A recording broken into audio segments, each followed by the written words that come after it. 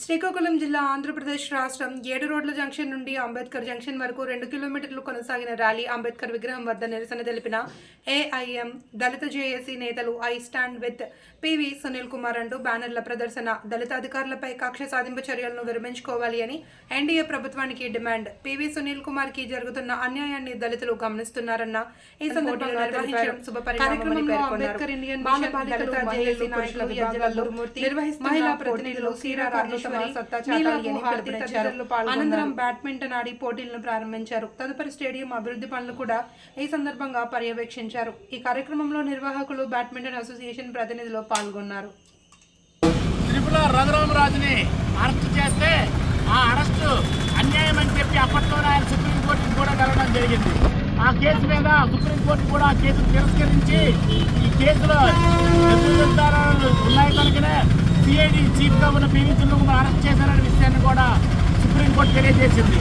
అటువంటి తరుణంలో ఈరోజు 3 సంవత్సరాల తర్వాత దళితుల ఓట్లతో అధికారంలోకి వచ్చిన ఎన్డీఏ కూటమి ప్రభుత్వంలో ఒక ఎమ్మెల్యేగా ఉన్న రఘురామరాజు అధికారాన్ని ఉపయోగించుకొని కక్షపూరితంగా మా CID chief PV Sunil Kumar గారి మీద గుంటూరు పోలీస్ స్టేషన్లో కేసు నమోదు చేయడం జరిగింది.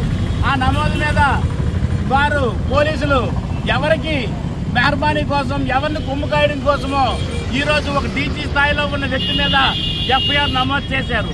సుప్రీంకోర్టులో తిరస్కరించిన కేసు మీద ఈరోజు ఎఫ్ఐఆర్ నమోదు చేయడం చాలా విడ్డూరంగా ఆశ్చర్యానికి గురి చేస్తుంది.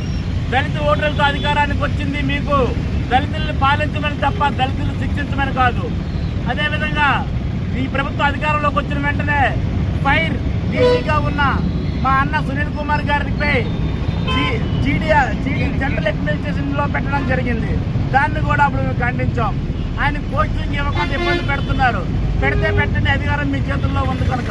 కానీ తప్పుడు కేసులు పెడితే ఏ దళితుడు ఈ రాష్ట్రంలో ఉన్న ఏ దళితుడు కూడా క్షమించడని చెప్పి సందర్భంగా తెలియజేస్తున్నాను.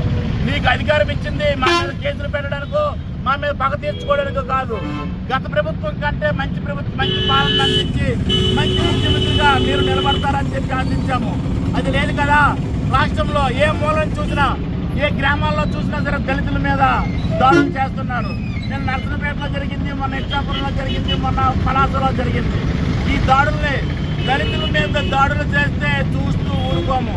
20 లక్షల సభ్యత్వం కలిగిన అంబేద్కర్ ఇండియా మిషన్కి నాయకుడు మా సునీల్ కుమార్ గారు. ఆయన ఒక పిలుపునిస్తే ఈరోజు రాష్ట్రం యావత్తు మేము ఏం చేయడం సిద్ధంగా ఉన్నాం. ఆయన ఊరుకోండి అని చెప్తున్నారు కనుకే నిరసనలు తెలియజేస్తున్నాం. ఇది మొదటి వార్నింగ్. సునీల్ కుమార్ గారి మీద పెట్టిన కేసును వెంట ఉపసంహరించుకోకపోతే దళిత సంఘాలు జేఏసీ ఆధ్వర్యంలో మన అంబేద్కర్ ఇండియా మిషన్తో కలిపి మేము రాష్ట్ర వ్యాప్తంగా ధర్నాలు చేస్తాం, అమరావతిని ముట్టడిస్తామని చెప్పి సందర్భంగా తెలియజేస్తూ సెలవు తీసుకుంటున్నాం. జై భీమ్.